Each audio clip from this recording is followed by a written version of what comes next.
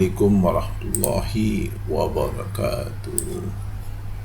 Okey, ini kita cuba tengok market update untuk Inmax.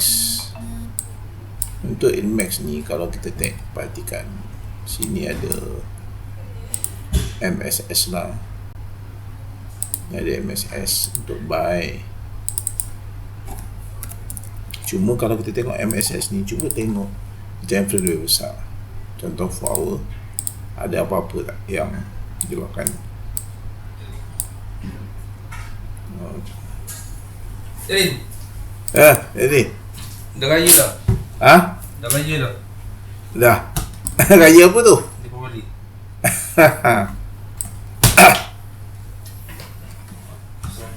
Mana seorang puan bilik ni? Lepas tu kita nampak ada satu liquidity kat sini. Ada liquidity. Kalau dia buat dia tu drop, dia buat manipulation lah kat situ, tempat kita entry. Okay,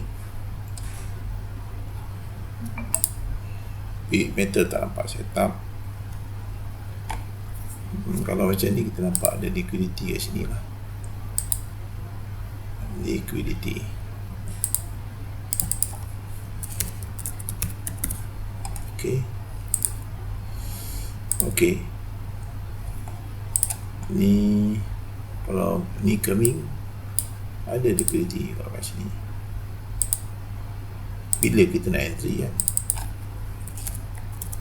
dia ada dua cara entry lah. Yang pertama, kalau contoh price naik, inilah cut loss kita, tapi dengan cara entry yang selamat, kita tunggu dia buat manipulation lah, di mana price ni turun, buat manipulation, cut loss kat bawah ni, lower.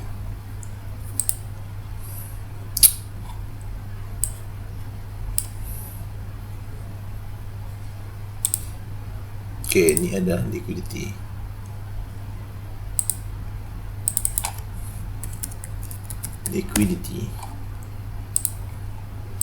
Okay.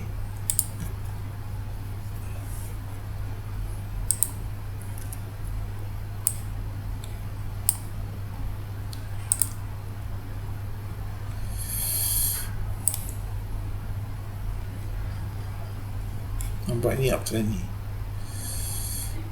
kan,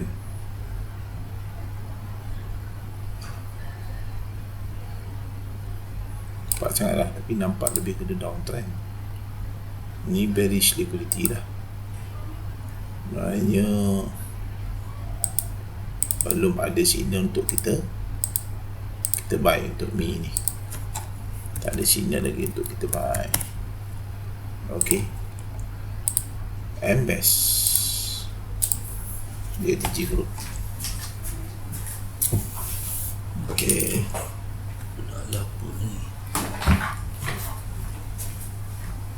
itu saja untuk setakat ni lah. Untuk yang ni ada liquidity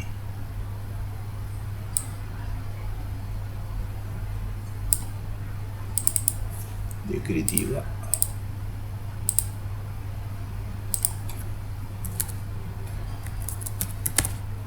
Okay, dia uptrend liquidity dekat situ. Kalau dia test terus naik.